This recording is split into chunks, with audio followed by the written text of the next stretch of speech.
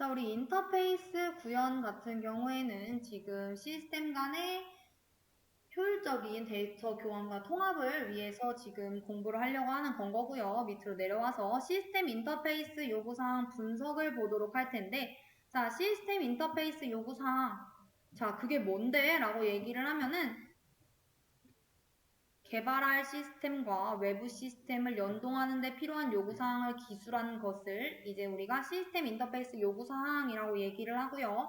그 시스템 인터페이스 요구사항 명세서의 구성 요소에는 어떤 것들이 있느냐? 인터페이스 이름, 연계 대상 시스템, 연계 방식 이외에도 연계 범위, 송신 데이터, 인터페이스 주기 이런 것들이 있습니다. 그래서 그냥 그 구성 요소에는 이런 것들이 있구나 정도만 알고 넘어가시면 될 것 같고요.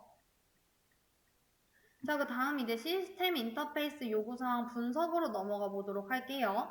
자, 요구사항을 분류를 하고 구체적으로 명세를 한 후에 그거를 이해관계자들한테 전달하는 일련의 과정을 이야기를 하는 거고, 소프트웨어 요구사항 분석 기법을 적절히 이용을 해가지고 요구사항의 분해가 필요한 경우 적절한 수준으로 이제 세분화를 시키고, 이제 누락된 요구사항이나 제한 조건들을 추가를 해서 이제 상대적인 중요도를 평가를 해서 우선순위를 부여를 하는 것을 이야기를 합니다. 자, 그래서 지금 분석 절차를 살펴보게 되면은 첫 번째, 요구사항을 선별을 해가지고 요구사항 목록을 작성을 하는 것이 첫 번째 단계고요. 그 요구사항과 관련된 자료를 준비를 하고 그 요구사항을 분류를 합니다. 우리 공부했죠. 기능 요구사항, 비기능 요구사항. 성능과 관련되어 있는 친구들, 보안과 관련되어 있는 친구들, 이런 애들은 비기능적 요구사항인 거고, 기능적 요구사항이라고 하는 친구는 이제 실제 필요한 그런 기능들이 이제 여기에 해당이 됐었죠.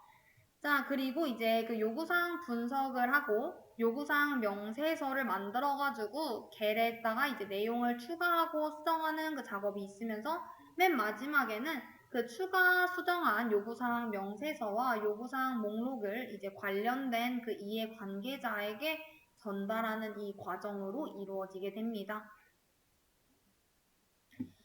자, 이제 요구사항 검증이라고 얘기를 하게 되면은 얘는 이제 요구사항 명세서에 정확하고 완전하게 기술이 되었는가 검토하고 개발 기준인 이제 베이스라인을 설정하는 것을 이야기를 하는데, 그 수립하는 방식만 잠깐 보게 되면요.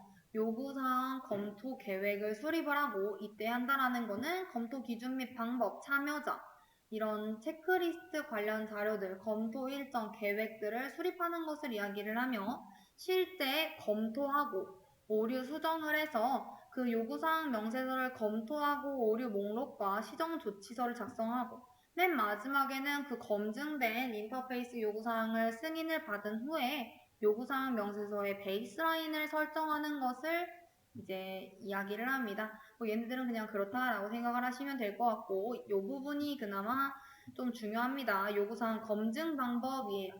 자, 요구사항 검토라는 게 뭐냐라고 하면은 요구사항 그 명세서가 오류가 있는가 아니면 표준을 준수했는가 결함 여부들을 이제 실제 검토 담당자들이 수작업으로 분석을 하는 방법을 이야기를 하고요. 그 안에는 이제 동료 검토, 워크스루, 인스펙션 등이 있습니다. 아마 필기 때 따로 공부를 하셨겠지만, 자, 동료 검토는 뭐죠?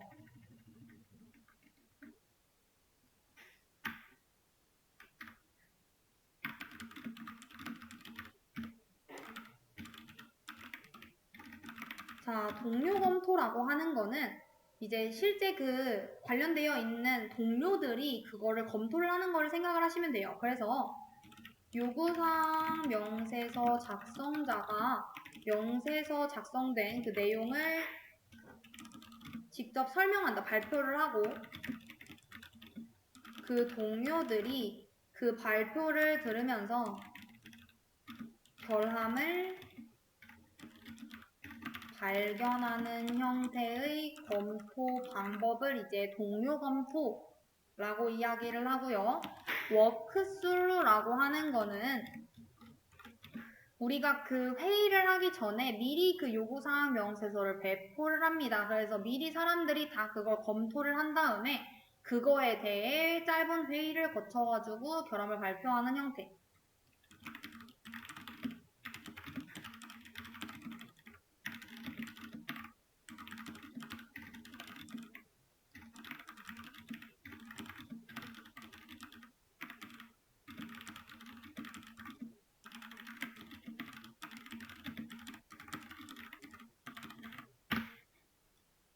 자, 그리고 마지막 인스펙션이라고 하는 거.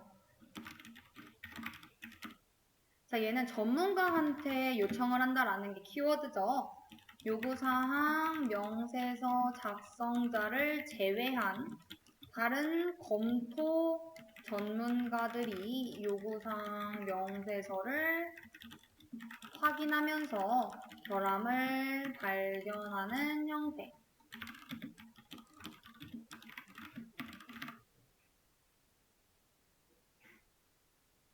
자, 이렇게 세 가지 요구사항 검토하는 방법에 대해서도 알아봤고, 그 외에도 이제 또 검증하는 방법들이 있죠. 우리 프로토타이핑이라고 하는 거, 얘 뭐예요?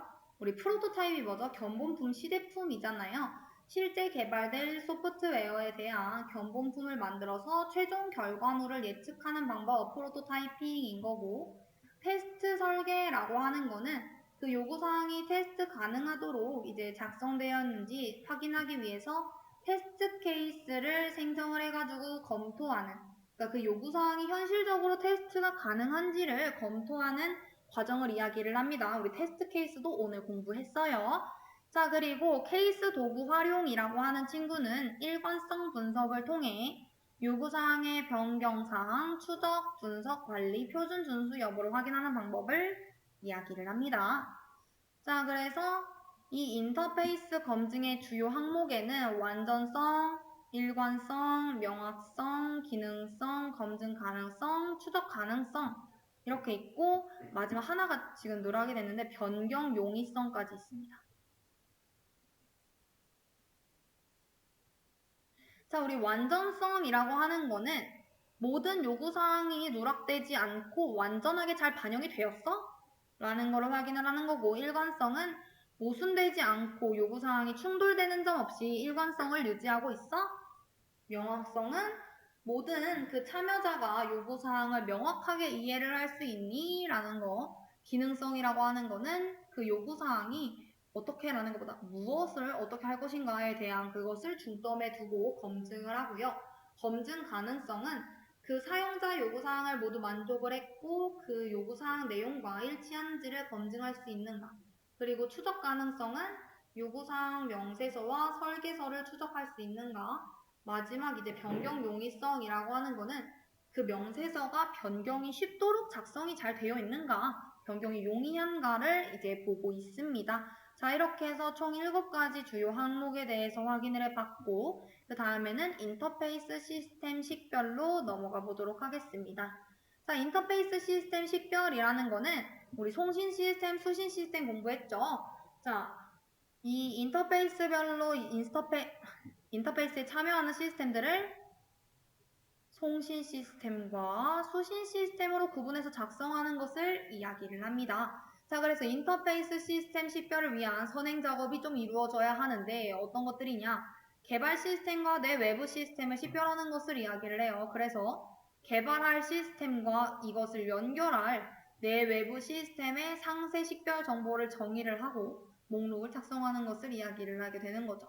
자, 그래서 이 과정 속에서는 내외부 시스템 환경 관리 주체 식별하고 내외부 시스템 네트워크 연결 정보 식별하고 인터페이스 식별하는 것까지 그렇게 중요하지는 않으나 내용을 설명을 드리면 이제 환경 및 관리 주체 식별한다라는 거는 하드웨어 관리 주체를 확인을 하고 IP, URL, 포트 정보 이런 실제 운용 환경들을 확인하는 것. 그리고 네트워크 연결 정보라고 하는 거는 그 내외부 시스템을 연결하는 데 필요한 시스템 로그인이라던가 DB 정보 같은 것들, 네트워크 연결 정보를 확인해야 한다라는 거. 인터페이스 식별이라고 하는 거는 개발할 시스템과 연계할 내 외부 시스템 사이의 인터페이스를 식별을 하고 인터페이스 목록을 작성하는 것을 이야기를 합니다. 자, 그래서 여기까지 확인을 해봤고 그 다음에는 송수신 데이터 식별을 보도록 할 텐데 자, 우리 이제 송수신 데이터 식별 보도록 하겠습니다. 우리 보게 되면은 식별 대상 데이터부터 보도록 할 텐데, 우리 송수신 시스템 사이에 교환되는 데이터를 이제 식별 대상 데이터라고 얘기를 하고요. 그 교환되는 데이터 종류에는 인터페이스 표준 항목, 송수신 데이터 항목, 공통 코드로 이렇게 나누어지게 됩니다. 자, 우리 인터페이스 표준 항목이라고 하는 친구는 송수신 시스템을 연계하는 데 있어서 표준적으로 필요한 데이터를 이야기를 하고요. 그 인터페이스 표준 항목은 시스템 공통부라고 하는 것과 거래 공통부라고 하는 것으로 나뉘게 됩니다.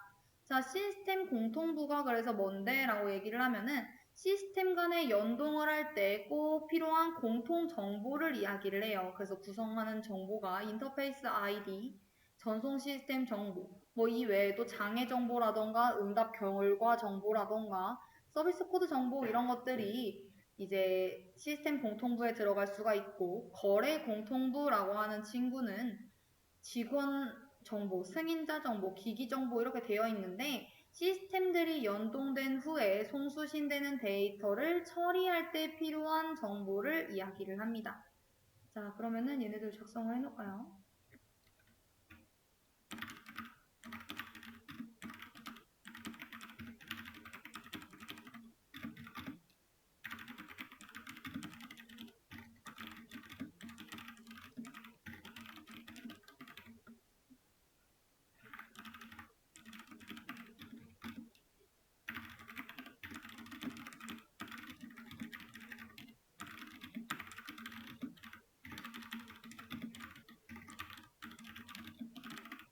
네, 이렇게 봤고, 그리고 지금 뒤에 보게 되면은 송수신 데이터 항목에 대해서 이제 나열을 해놨는데, 자, 이 송수신 데이터 항목이라고 하는 거는 송수신 시스템이 업무를 수행하는 데 사용하는 데이터를 이제 이야기를 합니다. 그래서 이 전송되는 데이터 항목과 순서는 인터페이스별로 다르구나라는 것만 아시면 될 것 같고요. 공통 코드라고 하는 거는 시스템들에서 공통적으로 사용하는 코드를 공통 코드라고 얘기를 합니다. 그래서 연계 시스템이나 연계 소프트웨어에서 사용하는 상태별 오류 코드, 이런 것들에 대한 항목에 대해 코드값과 코드명, 코드 설명 등 공통 코드로 관리를 하고 있다라는 거. 자, 그 다음 이제 정보 흐름 식별 보도록 할 텐데, 자, 정보 흐름은 개발할 시스템과 내 외부 시스템 사이에서 전송되는 정보들의 방향성을 식별을 하여 개발할 시스템과 내 외부 시스템에 대한 각각의 인터페이스 목록을 확인을 해가지고 정보 흐름을 식별하는 것을 이야기를 합니다. 그래서 식별한 데이터 흐름을, 정보 흐름을 기반으로 송수신 시스템 사이에서 교환되는 주요 데이터 항목이나 정보 그룹을 도출을 하고요. 자, 우리 인터페이스 방법 명세화 보도록 하겠습니다. 인터페이스 방법 명세화 같은 경우에는 뭐 그렇게까지 중요하지는 않고, 내외부 시스템이 연계하여 작동을 할 때 인터페이스별 송수신 방법, 송수신 데이터, 오류 식별 및 처리 방안에 대해 내용을 문서로 정의하는 것을 이야기를 합니다. 자, 그래서 그것들은 세 가지로 나누어지게 되는데, 송수신 방법 명세와 송수신 데이터 명세와 오류 식별 및 처리 방안 명세와 이렇게 나누어지게 되고요. 송수신 방법 명세화라는 거는 내 외부 인터페이스 목록에 있는 각각의 인터페이스에 대해 연계 방식, 통신 및 처리 유형, 발생 주기 등의 송수신 방법을 정의하고 명세하는 것을 이야기를 하고, 데이터 명세화라고 이야기를 하는 것은 그 송수신 데이터에 대한 명세, 그러니까 그 각각의 인터페이스에 대해 인터페이스 시 필요한 그 송수신 데이터에 대한 명세를 작성하는 것을 이야기합니다.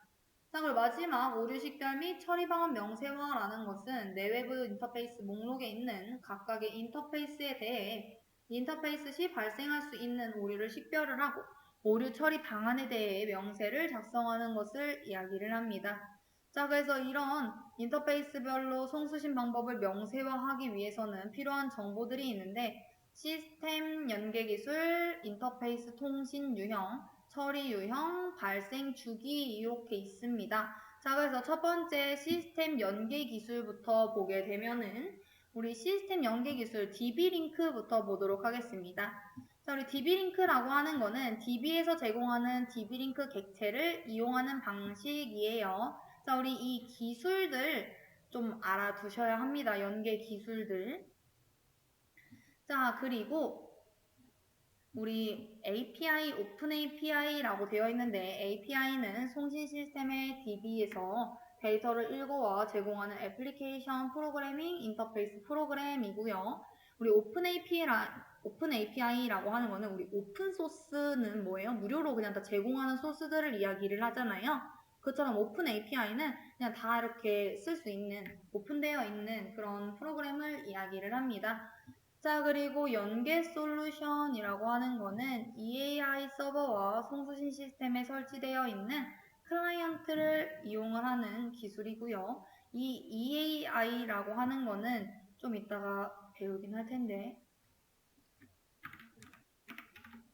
예, 중요합니다. 자, 송수신 데이터를 식별하기 위해 송수신 처리 및 진행 현황을 모니터링하고 통제하는 시스템입니다. 얘와 이제 같이 나오는 친구가 ESB라고 하는 친구도 있어요. 그 친구도 곧 배울 예정입니다.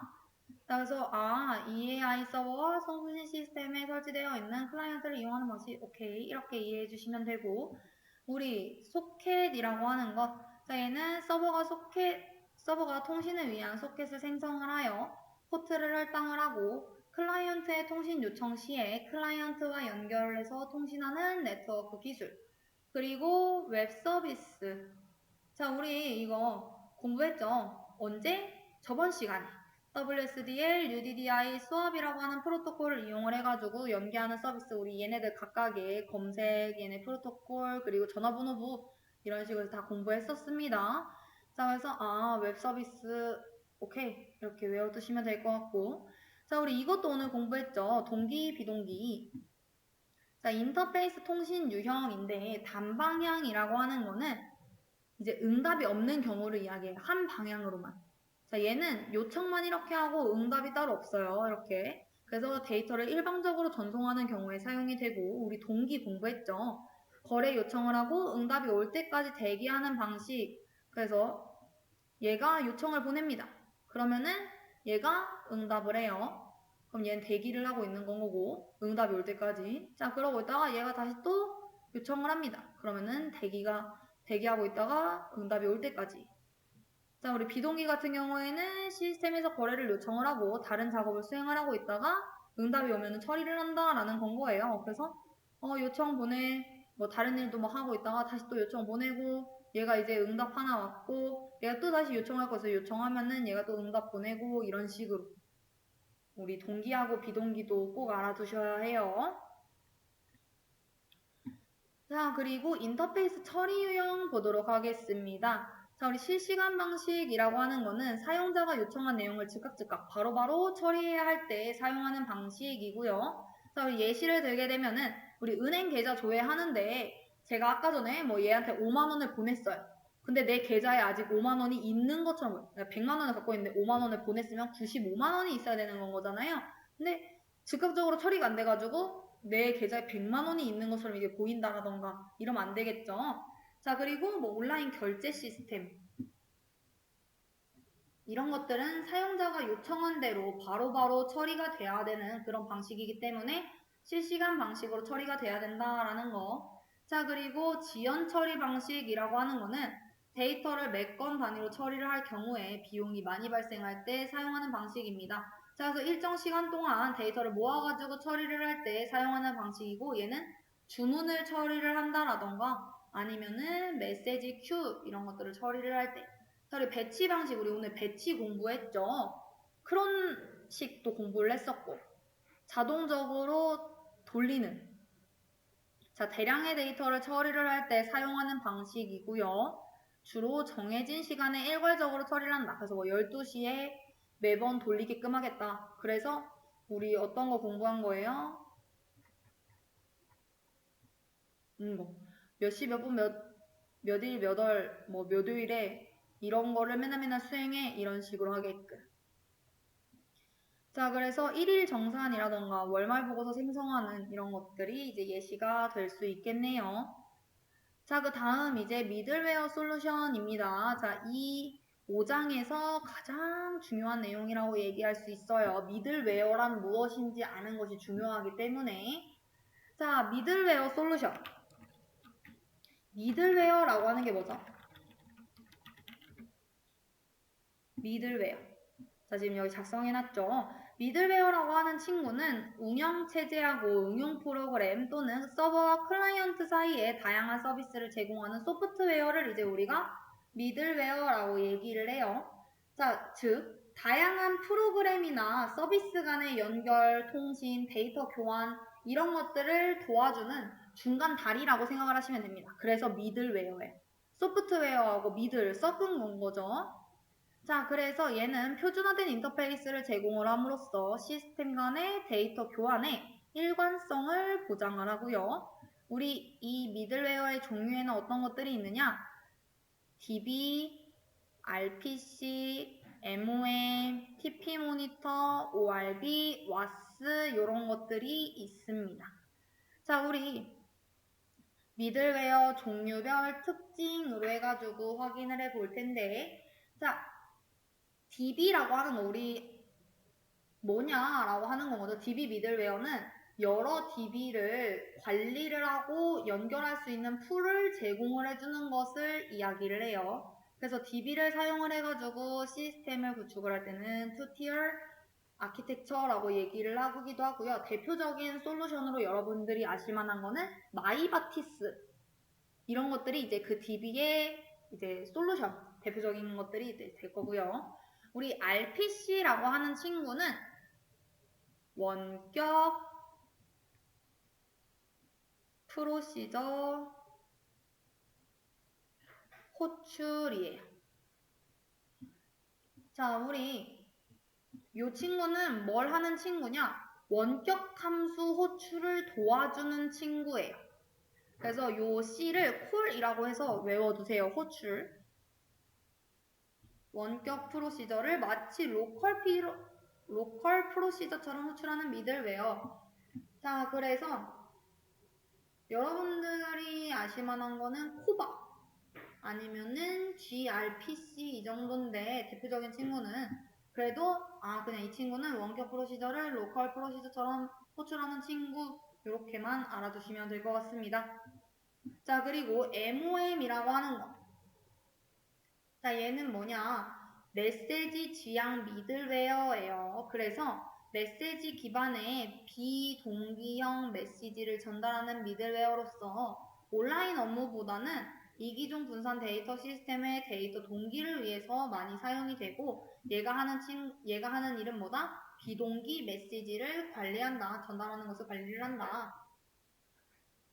자, 그리고 대표적인 솔루션들은 뭐 액티브 MQ 이런 것들이 있는데 사실 잘 볼 일은 없는 친구들이죠.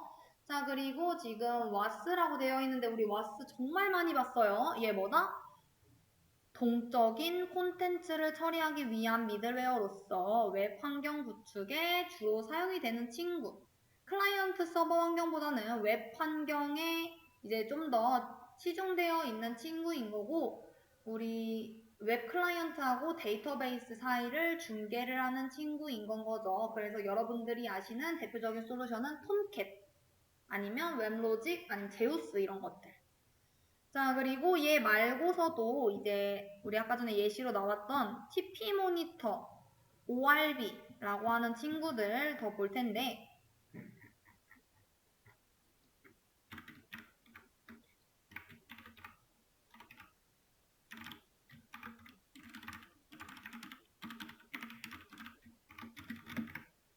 자, 얘는 뭐냐라는 건 거죠. 얘는 온라인 트랜잭션 업무에서 트랜잭션을 처리 및 감시하는 미들웨어를 이야기를 합니다. 자, 그래서 다수의 사용자 요청을 트랜잭션 단위로 처리하는 것을 이야기를 하고 항공기나 철도 예약 업무, 그 사용자 수가 엄청 많이 증가를 하더라도 빠른 응답 속도를 유지해야 하는 업무에 주로 이제 사용이 되는 친구이고요. 자, 그리고 우리 ORB라고 하는 친구. 얘는 객체 요청 브로커이죠. 자, 그래서 이게 뭔데? 라고 하면은 코바 표준 스펙을 구현한 객체 지향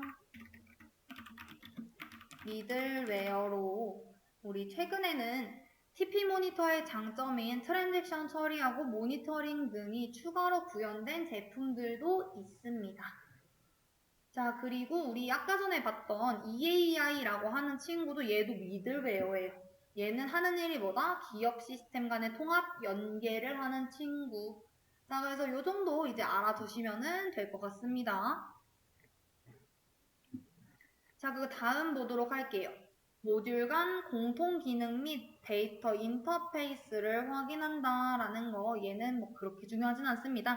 그래도 보게 되면은 공통 기능이라고 하는 친구는 당연히 모듈의 기능 중에서 그냥 공통적으로 제공되는 기능을 공통 기능이라고 얘기를 하고요. 데이터 인터페이스라고 하는 거는 모듈 간 교환되는 데이터가 저장될 파라미터를 이야기를 합니다. 자, 그래서 모듈 간의 공통 기능 및 데이터 인터페이스 확인 절차는 어떻게 되느냐? 자, 첫 번째, 인터페이스 설계서를 통해서 모듈별 기능을 확인을 하고 외부 및 내부 모듈을 기반으로 공통으로 제공되는 기능과 각 데이터의 인터페이스를 확인을 하는 절차로서 이루어지게 됩니다. 자, 그 다음에는 이제 인터페이스 설계서로 넘어가 보도록 할 텐데 우리 인터페이스 설계서 뭐냐? 시스템 사이의 데이터 교환 처리를 위해 교환 데이터 및 이제 관련 업무, 송수신 시스템에 대한 내용을 정의를 한 문서가 이제 일반적인 인터페이스 설계서라고 볼 수가 있고요. 그 설계서 종류에는 두 가지가 있는데 일반적인 인터페이스 설계서하고 정적, 동적 모형을 통한 이제 인터페이스 설계서가 있어요. 자, 그 중에서 정적, 동적 모형을 통한 인터페이스 설계서는 어떤 것을 이야기를 하냐? 그 정적, 동적 모형으로 각 시스템의 구성 요소를 표현한 다이어그램을 이용해서 만든 문서를 이야기를 하고요. 자, 그 외에는 이제 시스템을 구성하는 주요 구성 요소 간의 트랜잭션을 통해 해당 인터페이스가 시스템의 어느 부분에 속하고 해당 인터페이스를 통해 상호 교환되는 트랜잭션의 종류를 확인을 할 수가 있게 되는 건 거죠. 자, 그래서 이런 것들이 있구나 정도만 알고 넘어가시면 될 것 같습니다. 자, 인터페이스 설계서별 모듈 기능 확인을 보도록 할 텐데요. 자, 얘 같은 경우에도 이제 뭐 그렇게 중요하진 않고요. 자, 인터페이스 설계서별 모듈 기능은 인터페이스 설계서에 정의한 모듈을 기반으로 각 모듈의 기능을 확인을 하게 되고 외부 모듈이냐 내부 모듈이냐에 따라서 구분이 되는데 시스템 인터페이스 목록은 송신 및 전달 부분, 이제 외부 모듈에서는 내부 모듈에서는 수신 부분을 이제 맡고 있고요. 자, 우리 시스템 인터페이스 설계서는 데이터 송신 시스템 부분, 내부 모듈은 데이터 수신 시스템 부분. 자, 상세 기능 인터페이스 명세서는 오퍼레이션 사전 조건들이 이제 요 외부 모듈 기능에 해당이 되고 내부 모듈은 사후 조건에 대해서 이제 기재가 되게 됩니다.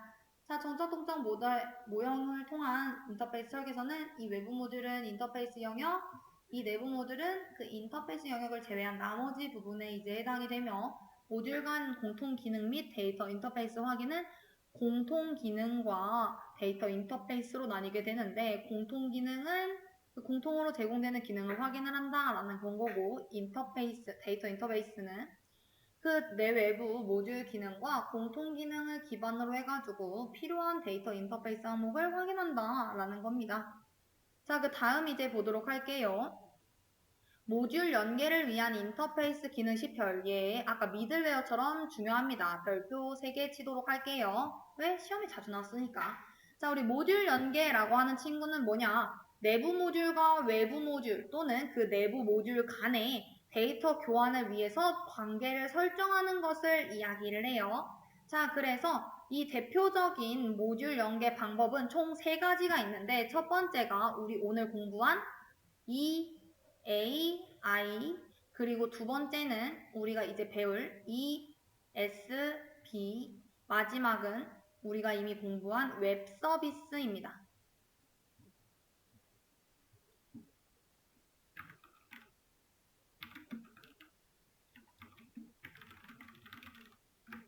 자, 그래서 우리 요 아래에 있는 모듈 연계 방법 EAI, ESB, 웹 서비스에 대해서 보도록 할 텐데 EAI가 그래서 뭔데? 우리 공부했죠. 기업 내 각종 애플리케이션 플랫폼 간의 정보 전달, 연계, 통합 등 상호 연동이 가능하게 해주는 솔루션. 자, 근데 이때 중요한 거는 EAI의 구축 유형에 대해서 알고 계셔야 합니다. 자, 우리 얘네들은 포인트 투 포인트, 허브 앤 스포크, 메시지 버스, 하이브리드라고 하는 방식들이 있고요. 자, 우리 포인트 투 포인트라고 하는 거.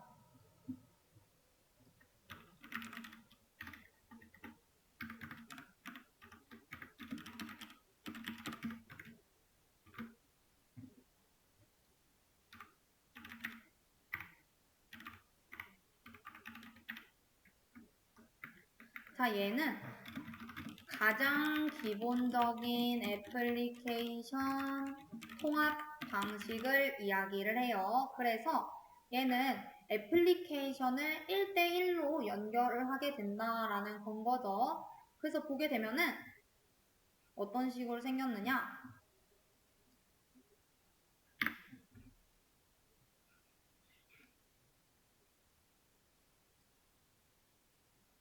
자, 이렇게 있으면은 얘네들끼리 이렇게 1대1로 이렇게 연결되는 이런 형태를 띠고 있어요. 이게 뭐다? 포인트 투 포인트 애플리케이션을 1대1로 연결하면 그 대신 얘한테 이제 단점이 있다라고 하면은 변경하는 게 좀 힘들어요. 만약에 얘를 또 빼려고 한다. 3개만 쓰고 싶다 이러면은 하나, 둘, 셋 이렇게 해서 1대1로 다 이렇게 연결하는 건가? 그러면은 이거 다 수정하는데 어려움이 있겠죠. 그래서 이런 특징들을 갖고 있구나 라고 생각을 하시면 될 것 같고 그 다음에 이제 나온 친구가 누구냐?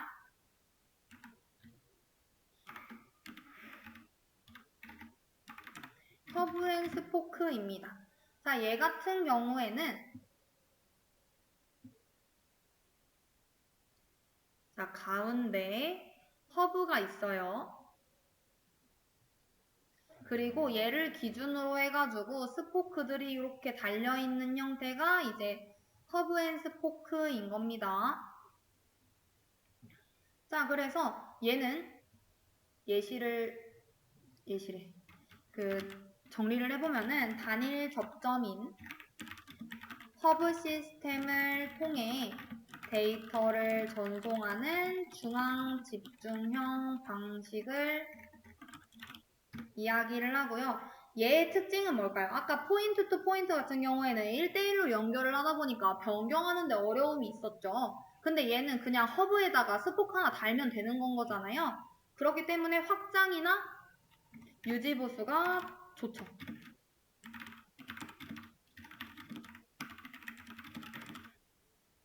자, 대신 치명적인 단점이 하나 있어요. 어떤 단점일까요?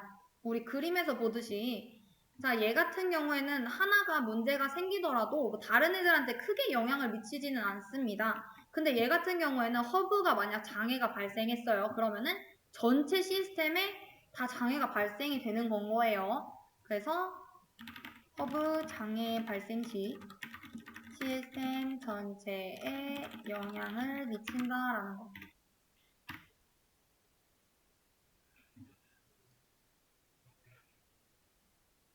자, 그리고 그 다음에는 메시지 버스 방식입니다. 얘를 우리가 메시지 버스 방식이라고도 얘기를 하지만 우리가 앞으로 배울 ESB 방식이라고도 얘기를 해요. 자, 얘는 뭐냐?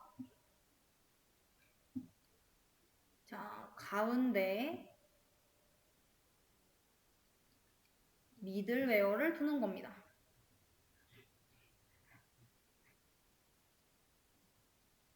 그리고 얘를 요거를 이제 버스라고 생각을 하시면 되고요. 그리고 여기에 이제 달리는 거예요. 어떤 것들이? 애플리케이션들이. 자, 그래서 버스 손잡이라고 생각해 주시면 될 것 같아요. 그림 생김새가 우리 버스 타면은 손잡이 이렇게 달려 있잖아요. 그것처럼 생겼고 애플리케이션 사이에 미들웨어를 두고서 처리하는 방식이고요.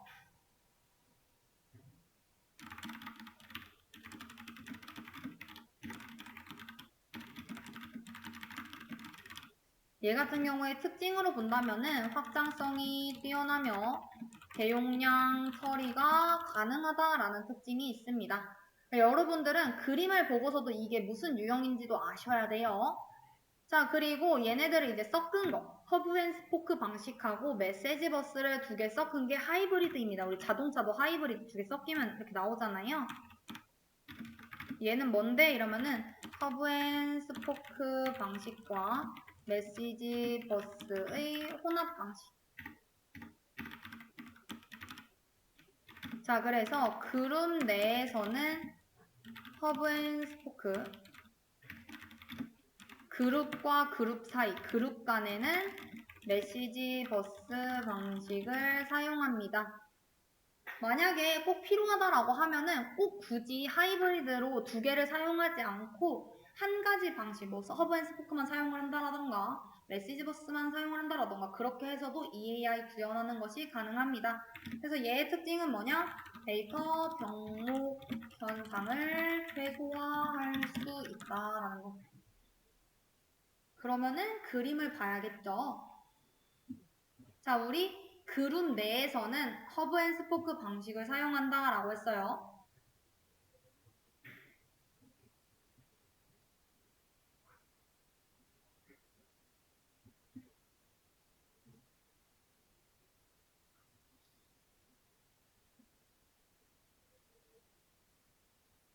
자, 이렇게 있을 때 이 그룹하고 이 그룹을 연결시키려고 합니다. 그건 어떤 방식을 쓰겠다? 메시지 버스 방식을 쓰겠다라는 거예요.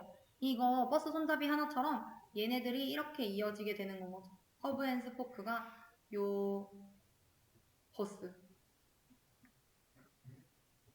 미들웨어라고 생각하시면 될 것 같아요. 이 버스를 기준으로 이렇게 그룹들이 이루어진다라는 거, 연결이 된다라는 거 알아두시면 될 것 같습니다. 그래서 우리 EAI까지 확인을 해봤고, 얘가 뭐다? 포인트 투 포인트, 얘가 허브 앤 스포크, 얘가 메시지 버스 ESB 방식, 그리고 마지막이 하이브리드. 얘네들이 뭐다? EAI의 구축 유형이다라는 거. 자, 그러면은 ESB는 뭔데? 라고 할 수 있죠. 우리 EAI는 기업 애플리케이션 통합인 거였었잖아요. 자, 근데 우리 여기서는 S가 서비스를 뜻합니다. 우리 이거 안 외워진다 하면은 EBS 교육방송을 생각을 하고 얘네 두 개를 바꿔주시면 돼요. 자, ESB라고 생각을 한 다음에 자, 애플리케이션 간의 연계, 데이터 변환, 웹 서비스 지원, 표준 기반의 인터페이스를 제공하는 솔루션 이렇게 되어 있는데 자, 서비스 관련된 친구입니다. 다양한 시스템과 서비스를 버스, 우리 아까 전에 메시지 버스 방식 봤잖아요. 걔처럼 중앙통신망을 통해 가지고 연결을 해서 메시지를 주고받는 통합 플랫폼을 이야기를 하고요.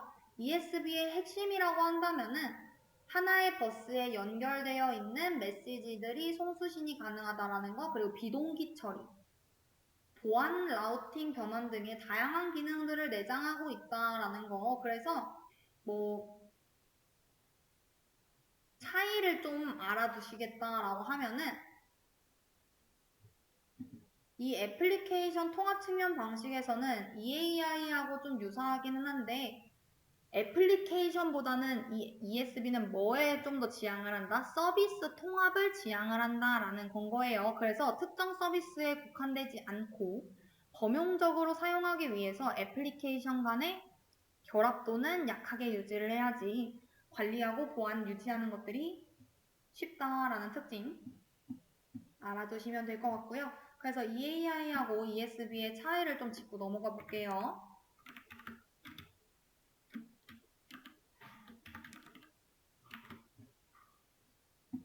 자, 우리 EAI는 어떤 연결 방식을 갖죠? 중앙 허브 구도를 갖죠. 자, 우리 ESB는 뭘 갖죠?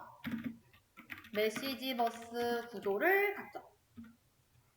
자, 그리고 처리 방식도 아까 전에 ESB는 뭘 처리한다라고 했어요? 비동기 처리한다라고 했잖아요. 우리 동기, 비동기 오늘 공부했어요. 동기는 응답이 올 때까지 기다리는 친구인 거고, 비동기는 응답이 올 때까지 기다리지 않고 그냥 내가 하고 싶은 일들을 한다.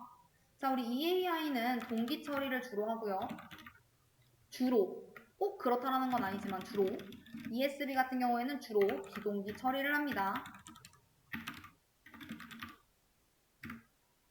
자, 그리고 기술을 어디에 기반을 두고 있느냐? 얘는 애플리케이션 통합 중심이고요.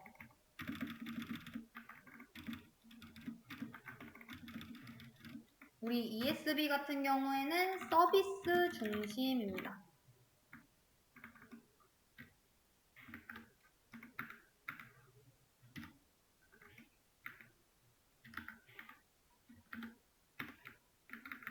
자, 그래서 우리 그 SOA 공부했잖아요. 그처럼 이제 거기서 프로토콜 말고 SOA라고 하는 것들을 기반으로 두고 있다라고 생각을 해주시면 될 것 같고, EAI는 상대적으로 확장성이 낮습니다.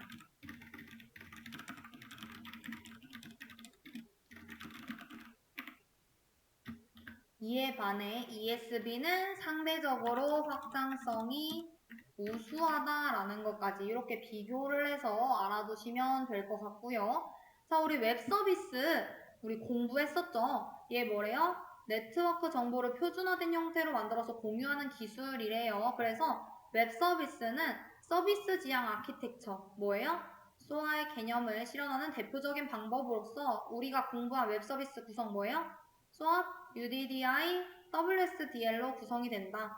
우리 SOAP이라고 하는 거 뭐였었어요? HTTP, HTTPS, SMTP 등을 활용을 해가지고 XML 기반의 메시지를 네트워크 상에서 교환하는 프로토콜이 이제 SOAP이었었고, UDDI라고 하는 거는 우리 WSDL 나올 때 같이 나왔던 친구잖아요.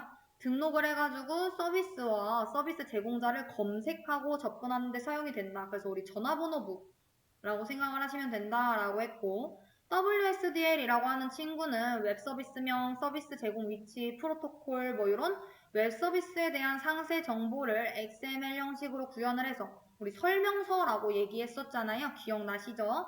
기억이 안 나시는 분들은 다시 복습 진행해 주셔야 합니다. 그리고 이제 통신 같은 경우에는 SOAP 대신에 뭐 RESTful이라고 하는 친구를 이용도 많이 한다까지 우리 공부를 했었어요. 자, 그리고 우리 그 다음으로 넘어가 보도록 하겠습니다. 이거 다 나간 내용이에요. 포인트 투 포인트, 허브 앤 스포크, 메시지 버스, 하이브리드. 모듈 간 인터페이스 기능 식별 보도록 할 텐데, 모듈 간 연계 기능은 모듈과 연계된 기능들을 시나리오 형태로 구체화해서 식별하는 것이 중요하고, 식별된 연계 시스템, 연계 기능은 인터페이스 기능을 식별하는 데 사용이 됩니다.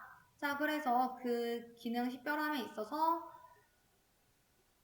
식별된 인터페이스 기능들은 시나리오를 통해 내부 모듈과 관련된 인터페이스 기능을 식별을 하고 최종적으로 선발을 해서 기능 구현을 하는데 사용이 된다는 것까지 공부를 했으며, 모듈 간 인터페이스 데이터 표준 확인하는 것, 이게 뭔데? 라고 하면은 모듈 간의 인터페이스에서 사용되는 데이터 표준, 형식을 표준화한 것을 이야기를 합니다.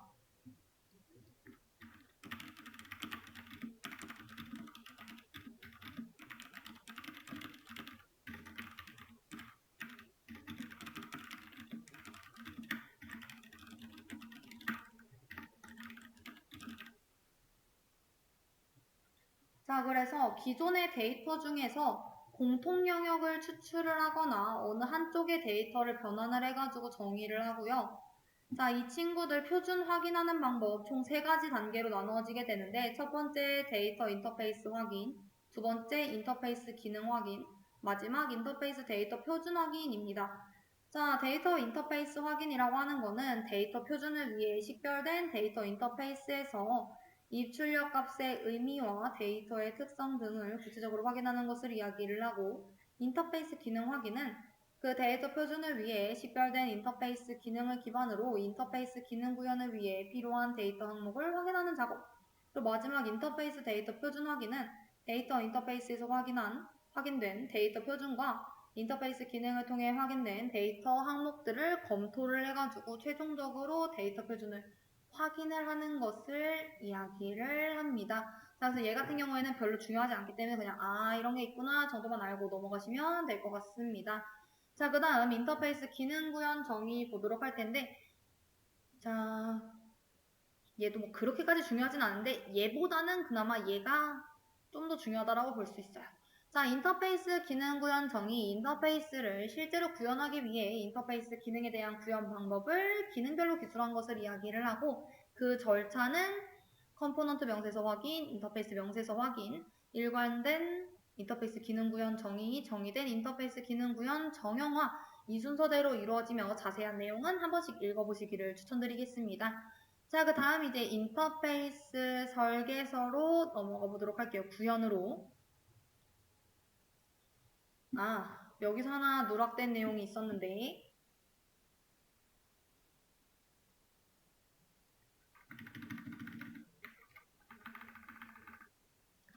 자, 모듈 세부 설계서라고 하는 게 있습니다. 이 모듈 세부 설계서는 무엇이냐? 모듈의 구성 요소와 세부적인 동작 등을 정의한 설계서를 이제 우리가 모듈 세부 설계서라고 얘기를 하고, 이 설계서의 종류에는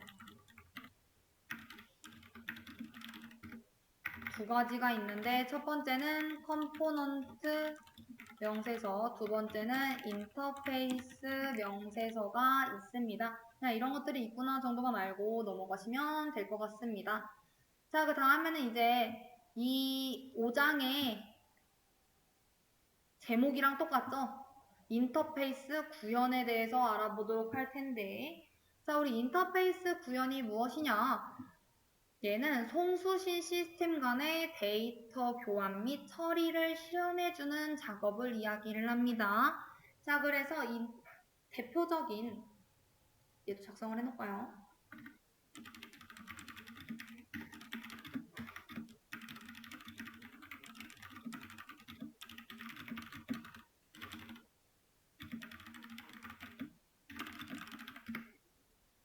자, 그래서 대표적인 인터페이스 구현 방법은 데이터와 통신을 이용한 인터페이스 구현이 있고, 두 번째는 인터페이스 엔티티를 이용한 인터페이스 구현이 있습니다.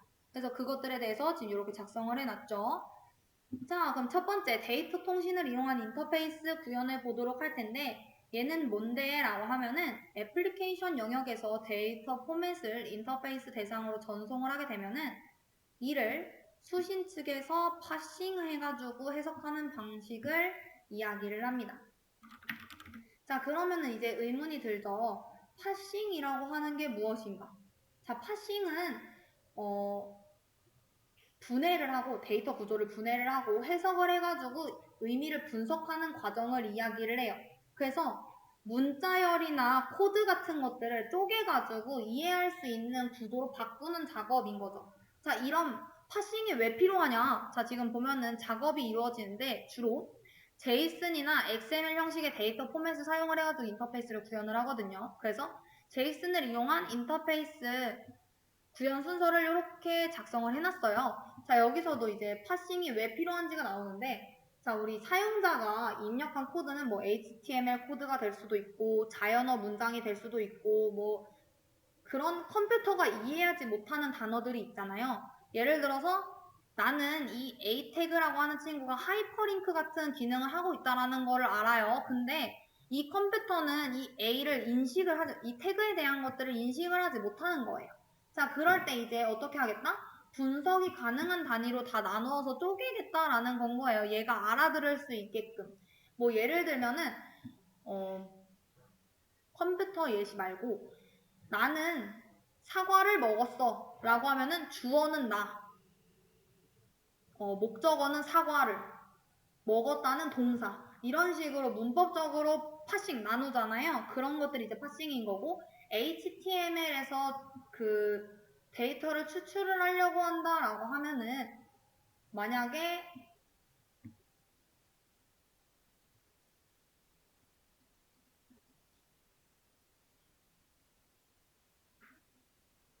자, 이게 뭐냐면은 그 h1이라고 하는 태그에다가 hello라고 하는 내용을 넣은 거예요. 자, 근데 이 hello라고 하는 내용을 나는 파악을 하고 싶은 건 거잖아요. 걔를 구조적으로 해석을 해가지고 뭐 HTML 안에 뭐 body 안에 h1이라고 하는 태그가 있을 텐데 그 h1이라고 하는 태그 안에 hello라고 하는 게 적혀져 있네 라고 하는 거를 다 나누는 건 거죠. 그 작업이 파싱이다 라는 거 알아두시면 될 것 같습니다. 자, 그리고 이제 그 다음에는 인터페이스 엔티티를 이용한 인터페이스 구현을 볼 텐데 얘는 뭐냐? 인터페이스가 필요한 시스템 사이에 별도의 인터페이스 엔티티를 둬가지고 상호 연계하는 것을 이야기를 해요. 일반적으로 인터페이스 테이블을 엔티티로 활용을 하며 인터페이스 테이블을 이용한 인터페이스 구현 순서는 다음과 같기 때문에 그냥 쭉 읽어보시면 될 것 같습니다. 자, 이 부분이 중요하죠. 제이슨이라고 하는 것과 아작스라고 하는 친구, 얘네들 시험 문제에 출제된 이력이 있기 때문에 꼭 알아두셔야 합니다. 두 개 구분을 해서 알아두실 수 있어야 된다라는 거예요.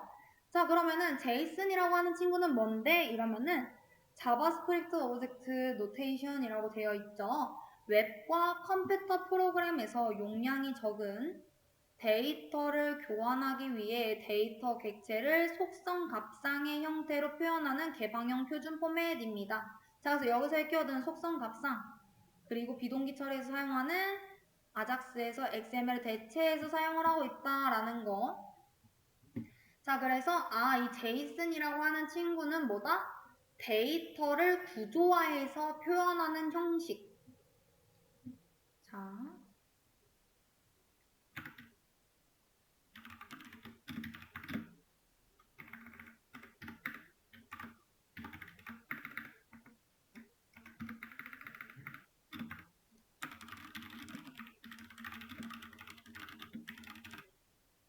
쉽게 얘기를 하면은 사람이 읽기 쉽고 기계는 처리하기 쉽게 그 텍스트 기반의 데이터 형식을, 경량 데이터 형식을 이용하는 친구가 요 제이슨이라고 하는 친구예요. 얘의 큰 특징은 뭐다? 키 값상으로 이루어져 있다. 속성 값상으로. 자, 그래서 얘는 XML보다 간단하고 가벼우며 파이썬, 자바, JS, C 이런 언어들에서 모두 사용이 가능하기 때문에 언어 독립적이다라고 이야기를 할 수 있습니다. 자, 그리고 얘네들은 그럼 어디서 사용이 되는데? 라고 이야기를 하면은 서브하고 클라이언트 간의 데이터를 주고받을 때 이제 이 제이슨이 사용이 되고 API 응답 형식이라던가 아니면은 뭐 설정 파일, 뭐 패키지.json, 뭐 config.json 이런 식으로 사용이 되죠. 자, 그리고 요 아작스라고 하는 친구는 그래서 뭔데? 라고 하면은 얘는 자바스크립트를 사용을 해가지고 클라이언트 서버 간에 XML 데이터를 주고받는, 여기가 키워드 비동기 통신 기술입니다. 자, 그래서 얘는 뭐다? 정리해보면은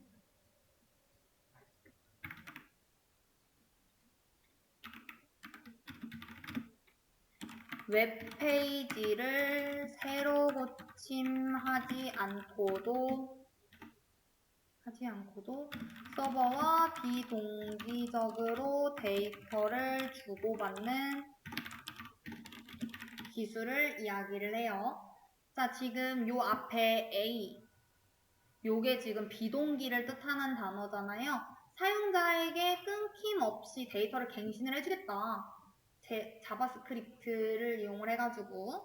자, 그래서 요즘은 XML 대신에 JSON이라고 하는 것들을 좀 더 많이 사용을 하고요.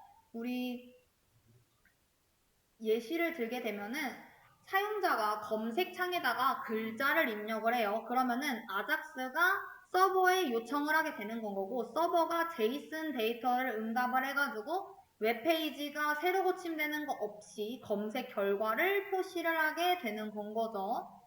자, 그래서 제이슨하고 아작스를 비교를 하게 된다라고 하면은 제이슨은 포맷이라고 생각을 하시면 될 것 같고 아작스는 기술이라고 생각을 하시면 될 것 같아요. 제이슨은 데이터 형식, 아작스는 비동기 통신 기술.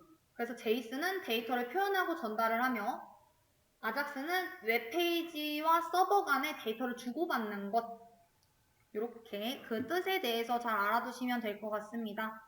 자, 그러고 난 다음에는 이제 인터페이스 예외 처리에 대해서 보도록 할게요.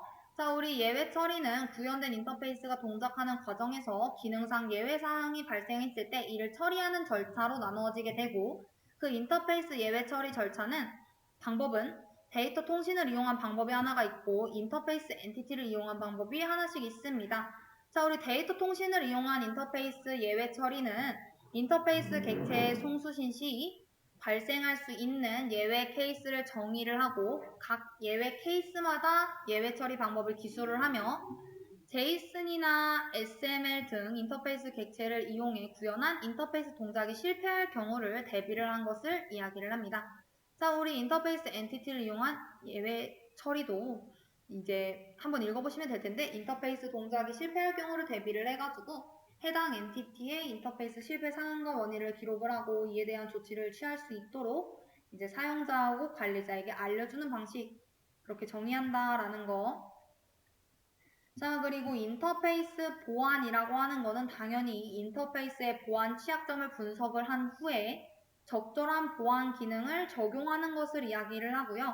이 인터페이스 보안 기능은 일반적으로 네트워크 영역, 애플리케이션 영역, 데이터베이스 영역에 적용을 하고 네트워크 영역은 이제 인터페이스 송수신 간의 스니핑 등을 이용한 데이터 탈취 및 변조 위협을 방지하기 위해 네트워크 트래픽에 대한 암호화를 설정을 하며 스니핑은 나중에 우리가 보안을 공부를 하기는 할 텐데 스니핑이라고 하는 거는 보안 파트에서 시험 문제로 출제가 된 적도 있어요.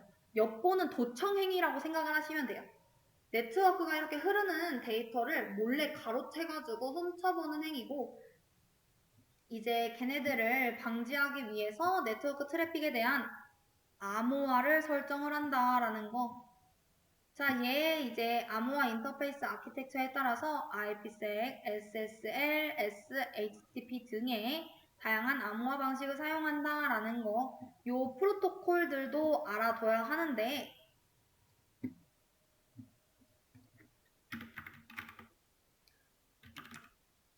IP 시큐리티에서 따가지고 온 친구고요. 얘는 네트워크 계층에서 IP 패킷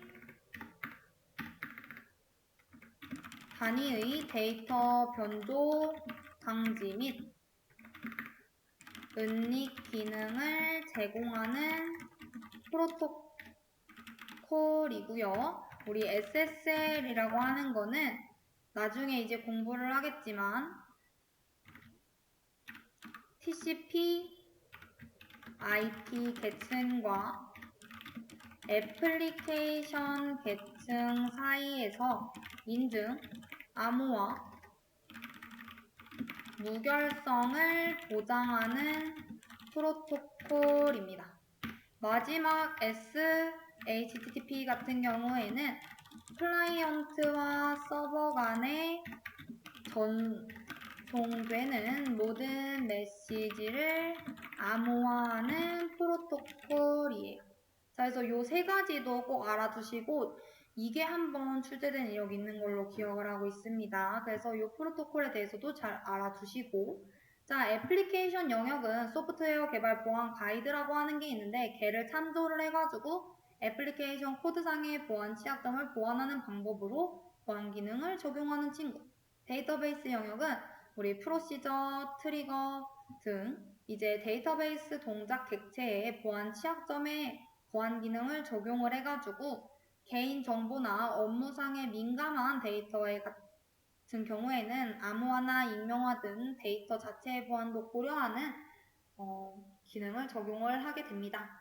자, 그래서 여기까지 확인을 해봤고 우리 데이터 무결성 검사 도구부터는 문제풀이까지는 다음 주에 이어서 진행하는 걸로 하겠습니다.